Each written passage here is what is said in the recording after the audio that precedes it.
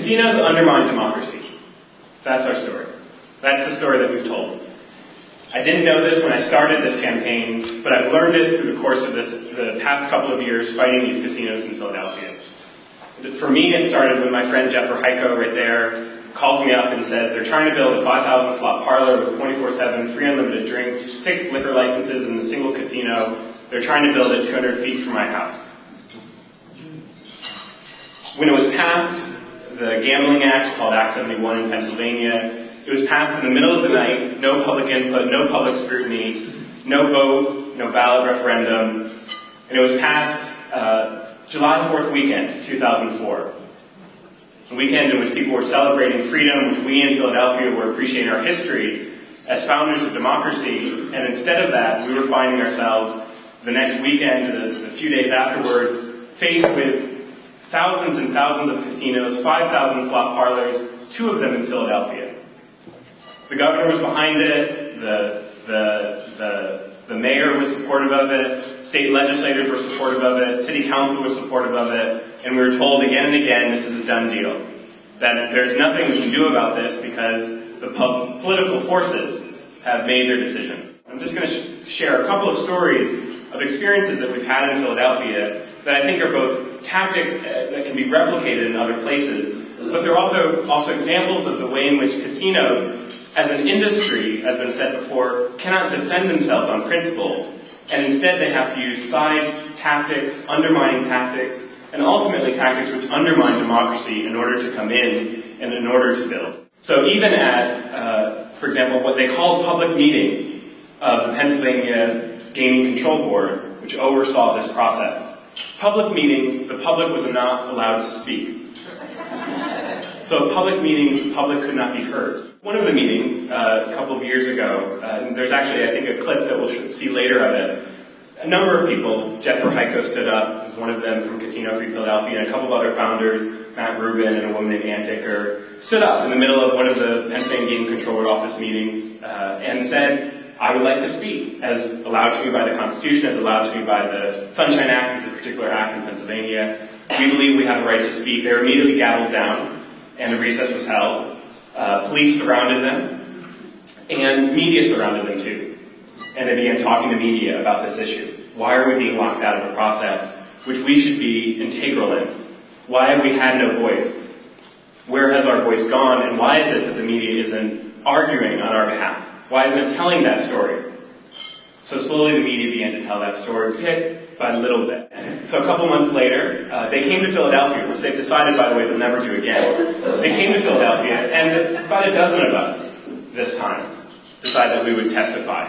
And we called it a public filibuster. We told the media that this is just like a procedural filibuster that we have, in the Senate. It's like the same thing, except it's done by the public. It's done by citizens. So we did a public filibuster, which is a couple of us stood up in the middle of the, Game Control Board meeting and said we would like to testify. And we began testifying.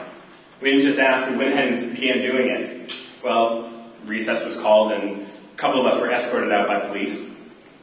More of us were inside, and after the recess was over, Mary Collins, who is the woman who was overseeing this, she, gavelled the meeting back into order, and another couple of people stood up this time. She said, no, you're not allowed to speak. I've already escorted people out before, but they continued testifying. She called another recess. Again, when she pulled it back into order, she said, this time we're going to move forward anyways. Even though there's some disturbance in the back, we're going to keep going. So they tried to hold the hearings, and people couldn't understand what was being said because in the background was, about 8 people at this point who were giving their testimony, speaking about why have we had no opportunity. It's been 18 months for the Gaming Control Board that they've been meeting. They've never allowed the public to speak on these critical issues. They've never allowed the public to speak. Why are we being locked out? Where are our voices? And once again, she called another recess. This happened actually quite a number of times until finally, after 3 or 4 recesses, someone said that she had told people to speak 42 times. By the point at which she said, all right, we're just going to call this meeting to a close.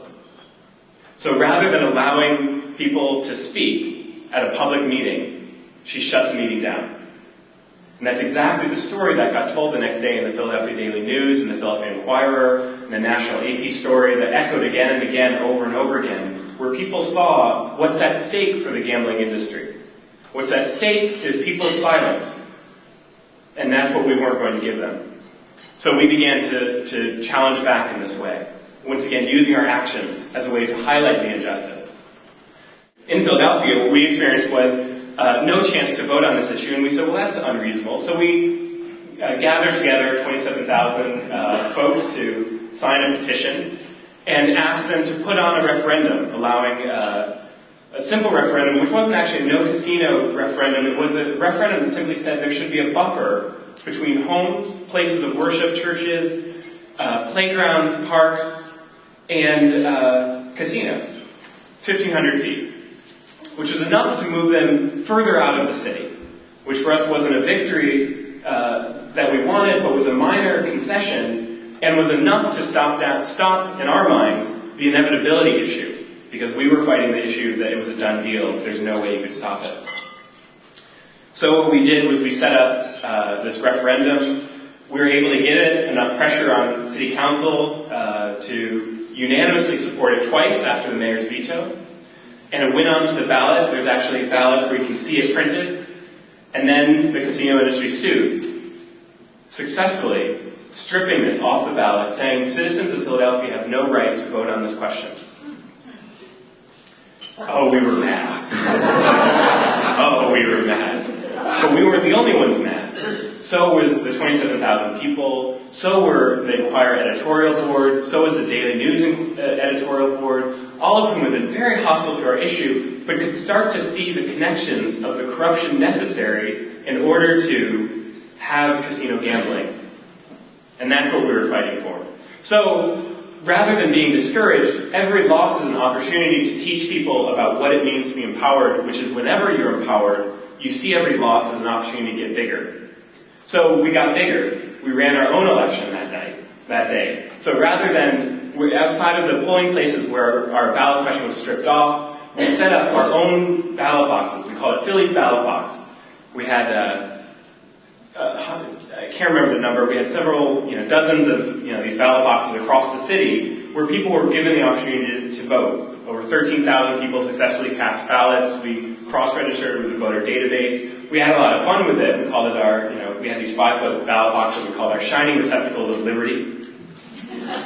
We had a lot of fun with it, and it was inspired, in fact, which I want to mention, it was inspired in large part by a previous action of the Mississippi Freedom Democratic Party, who, when they were denied the opportunity to vote, set up their own shadow election, the Freedom Ballot, where they, again, ran their own election.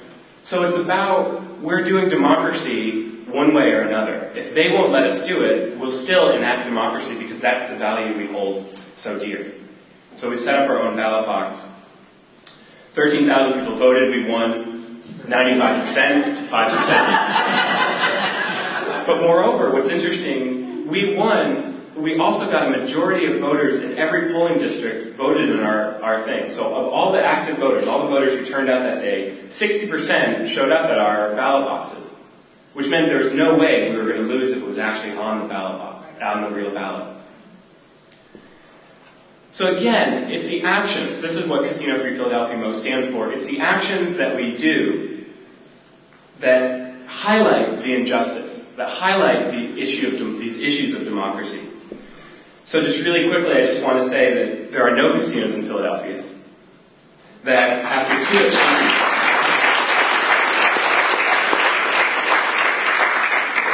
here in 2008, 4 years after these casinos were put into law, 2 years after the specifics were proposed, there's no casinos built. They spent $170 million on one casino. They spent somewhere in the range of $150 million on the other casino. We've been outspent $2,000 to every dollar we spend in terms of the amount that they spend just challenging us, hiring private investigators, going after us in all these different ways.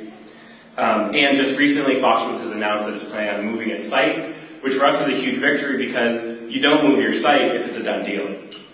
And what we're trying to show is we can keep them on the move.